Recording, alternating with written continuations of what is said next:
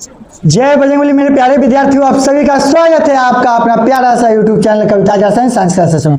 मेरे प्यारे बच्चों, आज के इस वीडियो के माध्यम से हम पढ़ेंगे class 12th English poetry section का चैप्टर 1।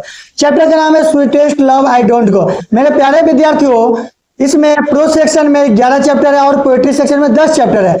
आज हम चर्चा करेंगे पोएट्री सेक्शन के उन 10 चैप्टरों के बारे में जो हमको क्लास 12 में पढ़ना है और जिनको पढ़ने के बाद आप अपना बोर्ड एग्जाम में फाइनल बोर्ड परीक्षा में बेहतर प्रदर्शन कर सकें। ऑब्जेक्टिव, सब्जेक्टिव, नोट्स, पूरा डिटेल में जानकारी आपको दिया जाएगा हमारे वीडियो के माध्यम से। बस हमारे साथ बने रहे, हमारे चैनल से जुड़े रहें, लाइक सब्सक्राइब शेयर करते रहें।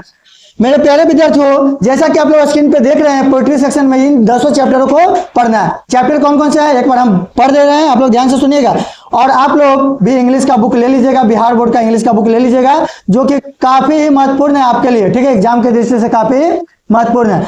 मेरे प्यारे विद्यार्थियों, तो पहला चैप्टर है sweetest love I don't go, जिसके राइटर है जॉन डन। और देखिए, इस तरफ चैप्टर है और इस तरफ चैप्टर के राइटर है, समझ गए ना। 200 चैप्टर का नाम हम नहीं लेंगे, जैसे जैसे पढ़ाएंगे। जैसे देखिए, सॉन्ग ऑफ माई सेल्फ है, now the lips are flowing fast है, और टू ऑटम है। इसी तरीके से 10 चैप्टर है। और ऑफलाइन बैच में तो 200 चैप्टर को मैंने पढ़ा दिया है, समझिए ना। 10वां चैप्टर है माई ग्रैंड मदर हाउस, जिसमें एक नानी माँ की कहानी, नानी माँ के घर से बहुत बच्ची जो है कमला दास जो थे, उनका याद जो है यादगार पल जुड़ा हुआ रहता है, मोमेंट रहता है। ये सारे मतलब जितना भी चैप्टर है सबको मैंने पढ़ा दिया। फिर भी बच्चों के स्पेशल रिक्वेस्ट पर बच्चे काफी रिक्वेस्ट किए हैं, तब मैं अब प्रत्येक चैप्टर को वीडियो बना के बच्चों के पास पहुंचा रहा हूं, ताकि जब भी वो वीडियो देख सके उनको बढ़िया से चैप्टर क्लियर हो जाए। मेरे प्यारे बच्चों, तो आज का जो हमारा चैप्टर है class 12th English BSc Bihar board का जो चैप्टर है, चैप्टर 1 पोएट्री सेक्शन का chapter 1, sweetest love I don't not go. Sweetest love I do not go मतलब I don't go, sweetest love I don't go, जिसके poet है, poet यानी कवि है John Donne. Sweetest love I do not go के poet कौन है? John Donne. ठीक है ना। मेरे प्यारे विद्यार्थियों, सबसे पहले आप लाइन बाय लाइन चीजों को समझिएगा। जॉन डॉन, जिनका जन्म हुआ था 1572, मतलब बॉर्न कब हुआ था?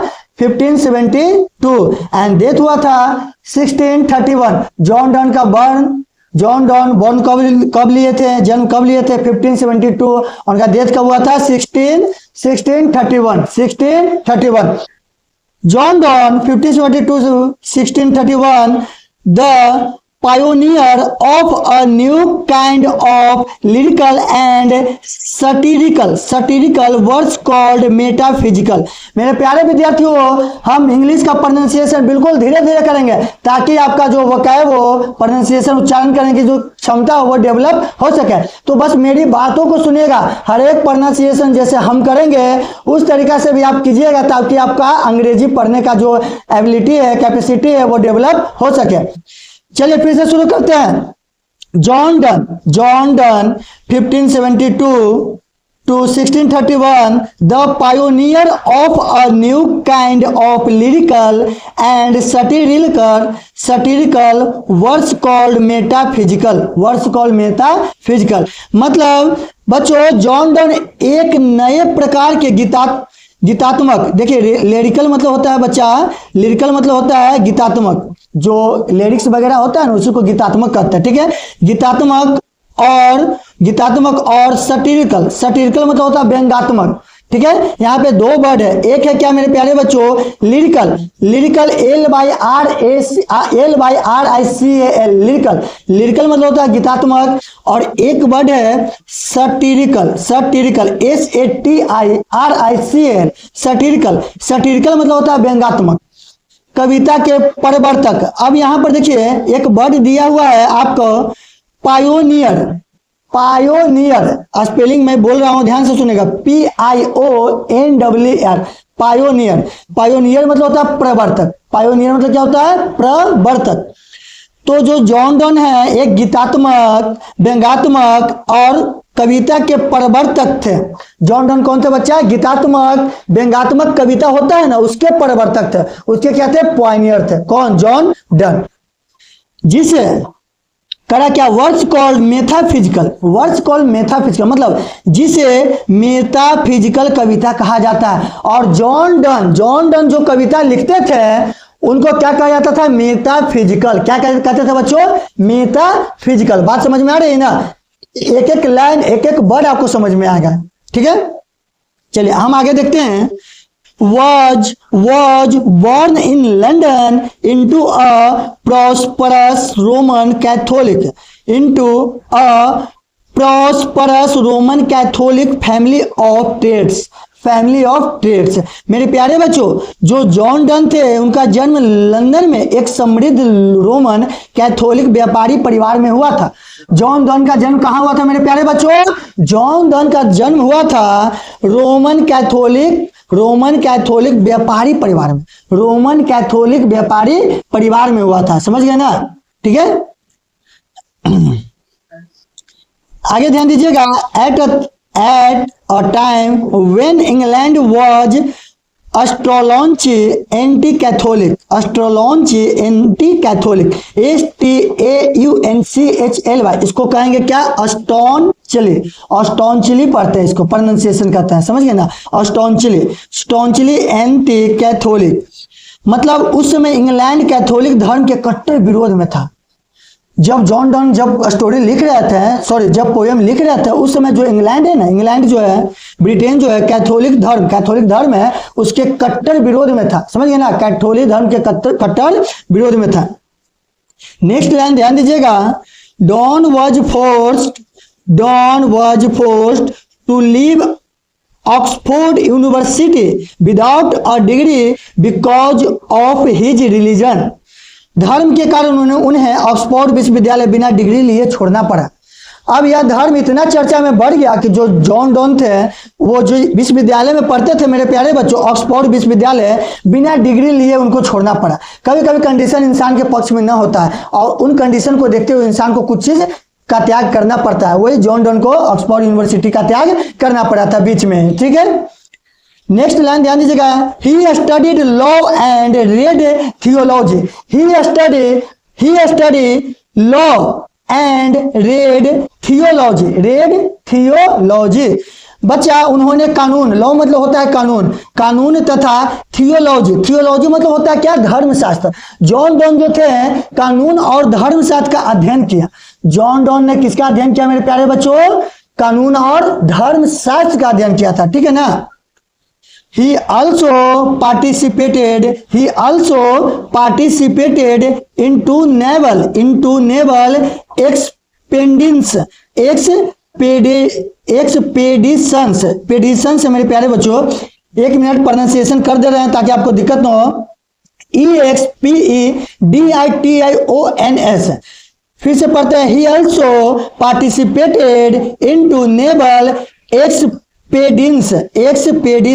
expeditions and became secretary to a powerful novel। मेरे प्यारे बच्चों, उन्होंने 2 नौसैनिक अभियानों में भाग लिया। He also participated in 2 naval expeditions and became secretary to a powerful novel। जो जॉन डन थे मेरे प्यारे बच्चों, 2 नौसैनिक अभियानों में भाग लिया और एक शक्तिशाली कुलीन व्यक्ति के सचिव बने। क्या बने, सचिव बने।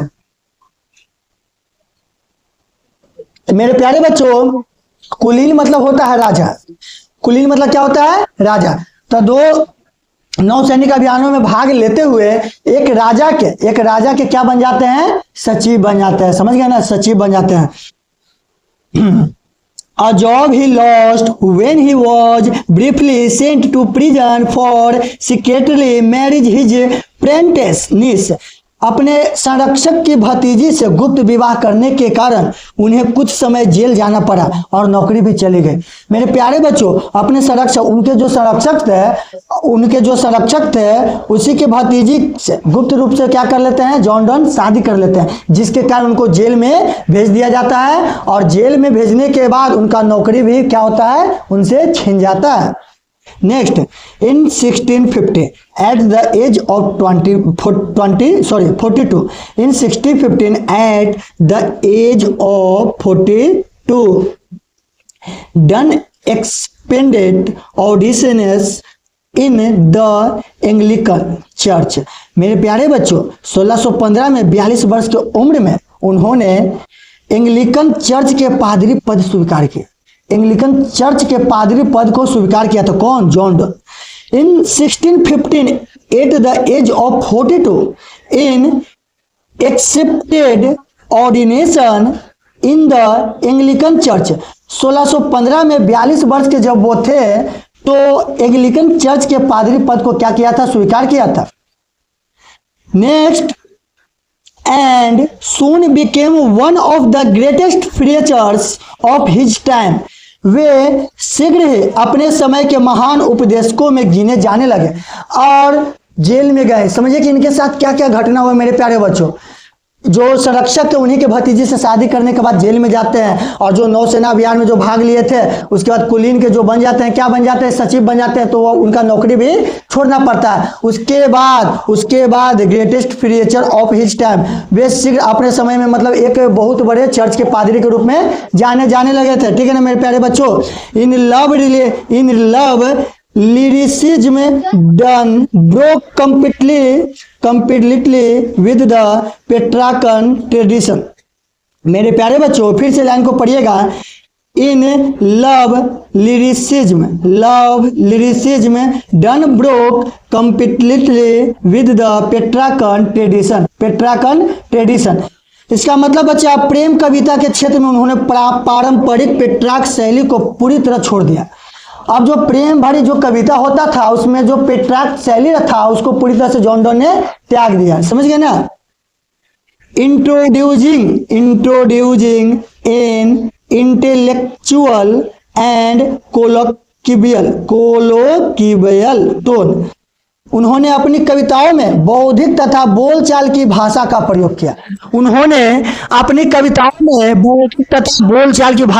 किया। और जो पहले प्यार भरी कविता लिखते थे ना, अब बौद्धिक मतलब तर्क शक्ति पे आधारित बोलचाल, व्यक्ति का जो स्पष्टता भाषा हो सके वैसी कविता को लिखना आरंभ किए। कौन? John done.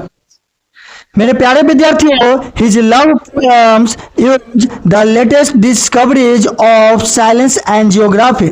उनकी प्रेम कविताओं में विज्ञान और भूगोल के नवीन खोजों का प्रयोग मिलता है। मेरे प्यारे बच्चों, जॉन डन के जो प्रेम भरी कविता है उनमें विज्ञान और भूगोल की नवीन खोजों का प्रयोग मिलता है। To have a point and combine passion with verbal and intellectual teaching। वे अपने विचार को प्रभावशाली ढंग से प्रस्तुत करते थे। प्रस्तुत करते थे तथा प्रेम बुद्धिमत्ता और शब्दों के चतुर प्रयोग का सुंदर मेल करते थे अपने कविताओं में। ठीक है। Next, Donne is well known for his songs and sonnets, satires, and the elegies and समरनस। ठीक है, ACRMON समरनस। वे अपने सॉन्ग एंड सोनेट्स, स्टेरेट्स, समरसन्स लिखने के लिए क्या थे बच्चे? प्रसिद्ध थे। Next, genuine poetic feelings, harsh meters, strained and whimsical images characterize of his poetic creations। मेरे प्यारे बच्चों, उनकी कविताओं की प्रमुख विशेषता क्या थी? सच्ची भावनाएं। उनकी कविताओं में सच्ची भावनाएं थी। समझ गए ना। कठोर छंद थे और कल्पनाशील तथा अनोखे बिंब थे। समझ गए ना मेरे प्यारे बच्चों। अब देखिए कुछ प्रश्न है क्या। How would you feel living your family? मतलब आप अपने परिवार को जब छोड़िएगा मेरे प्यारे बच्चों तो आप कैसा महसूस कीजिएगा? तो हम अपने परिवार को छोड़कर मतलब भावुक उदास हो जाएंगे, ये सब है। समझिए, इसको आप लोग पढ़ लीजिएगा, बढ़िया से समझ लीजिएगा। अब आगे देखिए मेरे प्यारे बच्चों, तो जॉन डन की कहानी आप लोग को समझ में आ गया है। नेक्स्ट पार्ट में जब हम मिलेंगे तो हम आएंगे फर्स्ट स्टोरी, जो इनका जो फर्स्ट पोएम था स्वीटेस्ट लव आई डोंट गो, उसके बारे में विस्तार से जानेंगे। तब तक के लिए आज की क्लास में बस इतना ही रहा मेरे प्यारे बच्चों।